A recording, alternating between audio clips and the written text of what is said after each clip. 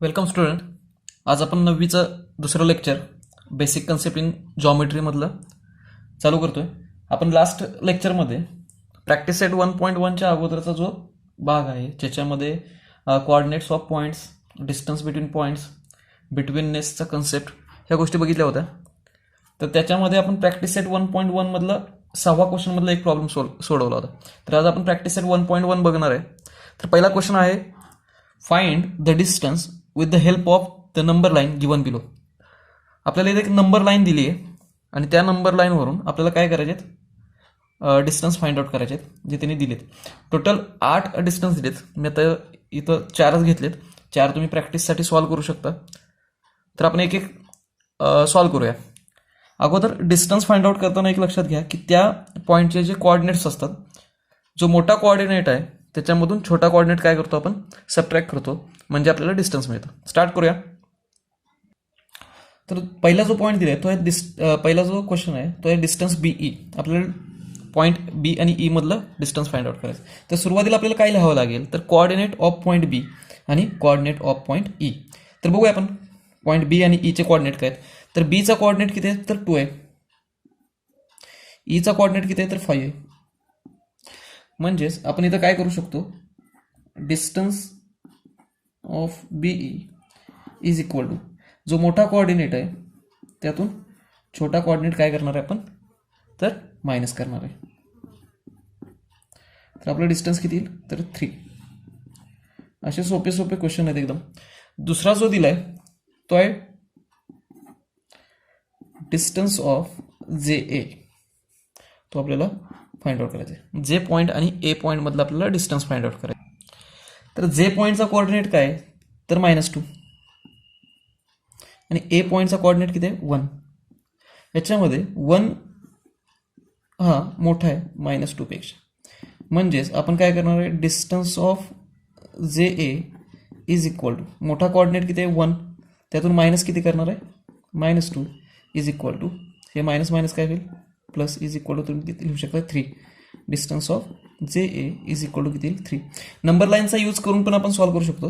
फक्त काउंट करा, ए पासून जे 1 2 3 डायरेक्ट आपण किती लिहू शकतो, 3. मग अशी जे होतं बीई, बीईच्या बाबतीत काय, तर बी पासून ई पण 1 2 3 ते पण किती येणार, 3. पुढचं जर बघितलं पी सी मधलं डिस्टन्स फाइंड आउट करायचं असेल तर इथं पी आहे, इथं सी आहे. पी पासून आपण काउंट करूया, 1 2 3 4 5 6 7.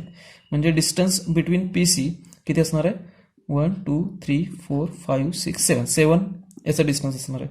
जे एचच्या बाबतीत झालं तर जे एच ते डिस्टन्स 1 येणार आहे. तर या पद्धतीने तुम्ही काय करू शकता, राहिलेली डिस्टन्स फाइंड आउट करू शकता. एकदम सोपा क्वेश्चन होता हा. त्यामुळे मी यातले 2च एक्झाम्पल घेतो तुम्हाला, म्हणजे व्हिडिओची साईज पण मोठी होणार नाही आणि सोपा भाग आहे. तर एक लक्षात ठेवा की मोठ्या कोऑर्डिनेटमधून छोटा कोऑर्डिनेट काय करायचं आहे, मायनस करायचं आहे. क्वेश्चन नंबर 2 बघूया काय आहे. क्वेश्चन नंबर 2 मध्ये काय दिलं बघा, if the coordinate of point A is X and that of B is Y. तर ए पॉईंटचा कोऑर्डिनेट काय, तर एक्स आहे आणि बी पॉईंटचा कोऑर्डिनेट काय, वाय आहे. तर आपल्याला फाइंड आउट काय करायचं, तर distance A B find out करायचं आहे. आपल्याला एक्स आणि वायच्या व्हॅल्यूज इथं दिलेत, एक्स आणि वायच्या व्हॅल्यू दिलेत, त्याच्यावरून आपल्याला distance A B find out करायचं. पहिलं जे आहे त्याच्यामध्ये एक्स इज इक्वल टू 1 दिले, वाय इज इक्वल टू 7 दिले. एक्स इज इक्वल टू 1 पहिल्या क्वेश्चनमध्ये, वाय इज इक्वल टू 7, की ज्यामध्ये वायची व्हॅल्यू ही एक्सपेक्षा कसे मोठे आहे. म्हणजेच आपण डिस्टन्स ऑफ ए बी हे कसं फाइंड आउट करू शकतो, तर मोठा कोऑर्डिनेट मायनस छोटा कोऑर्डिनेट. वायची व्हॅल्यू किती आहे, 7 मायनस एक्सची व्हॅल्यू किती आहे, 1. म्हणजेच आपलं डिस्टन्स ऑफ ए बी हे किती असणार आहे, तर 6. Distance of A B is equal to काय असणार आहे, 6.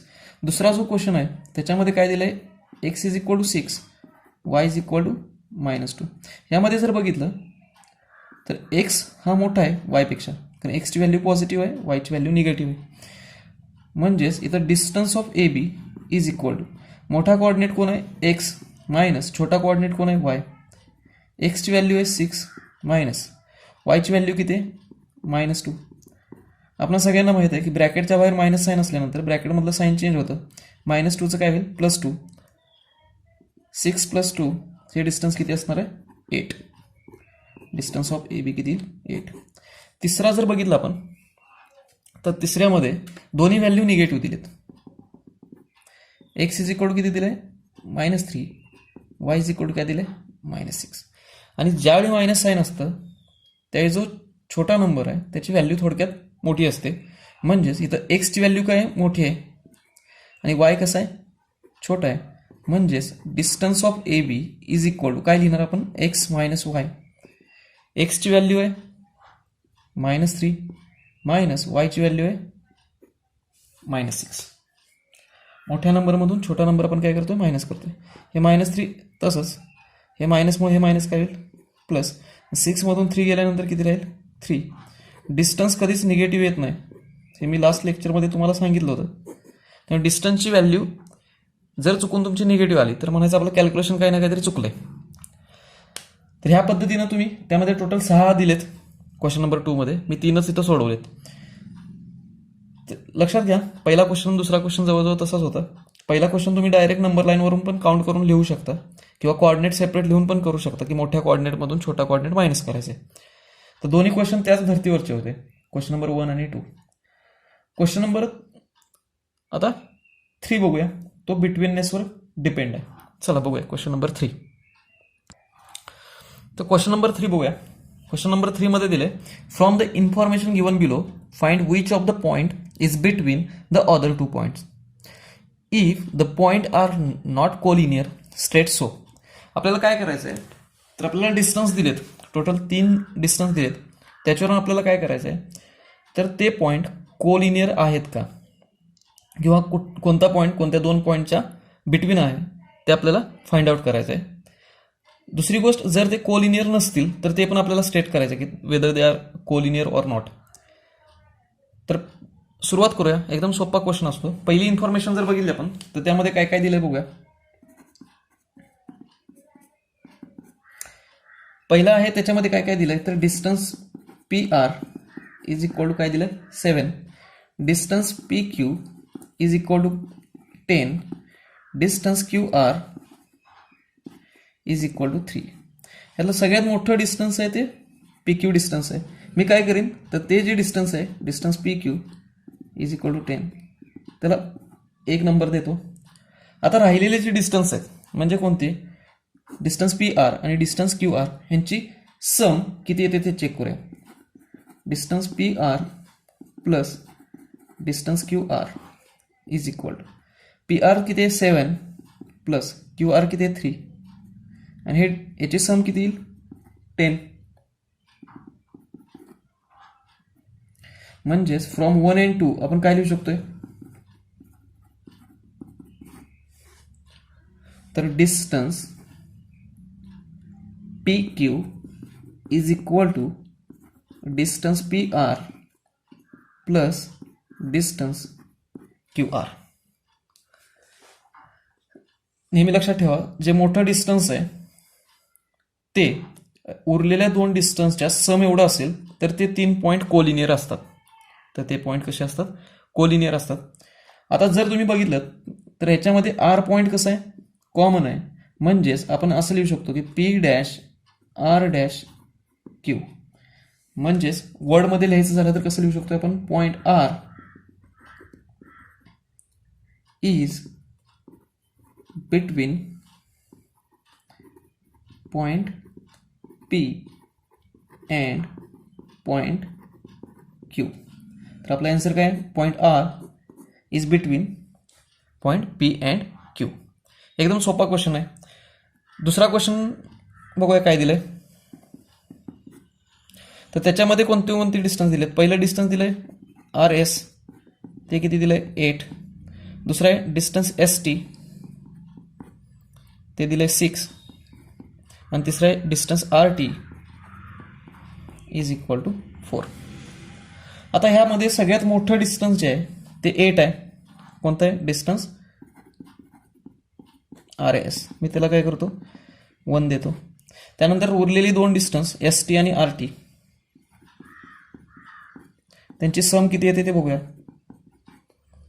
6 + 4 सम किती येते 10. तर फ्रॉम 1 and 2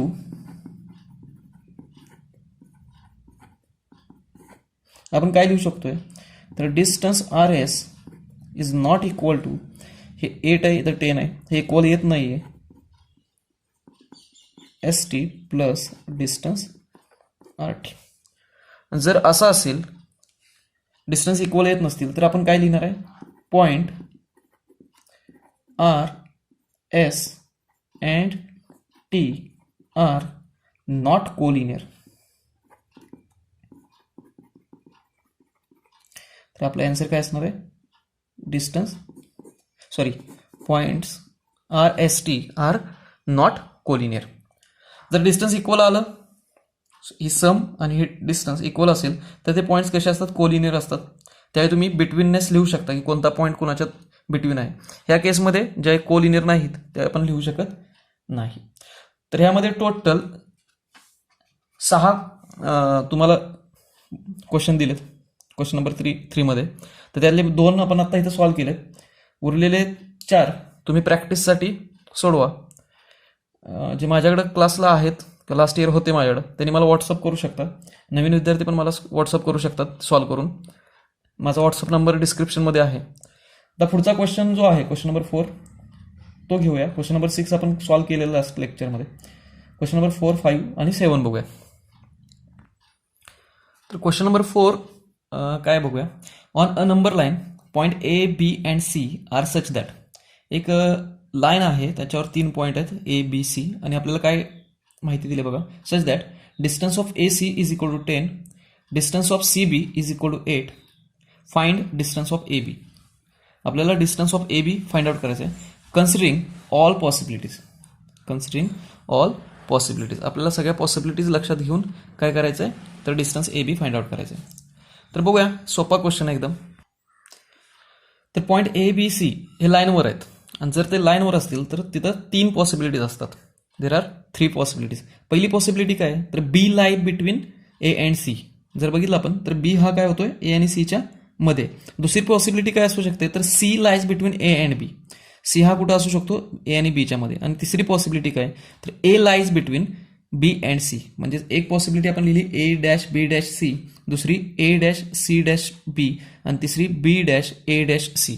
आणि तिन्ही पॉसिबिलिटीजमध्ये आपल्याला काय फाइंड आउट करायचं, तर distance of A B find out करायचं. तर आपण एक एक पॉसिबिलिटी घेऊन डिस्टन्स ऑफ ए बी किती येते ते चेक करूया.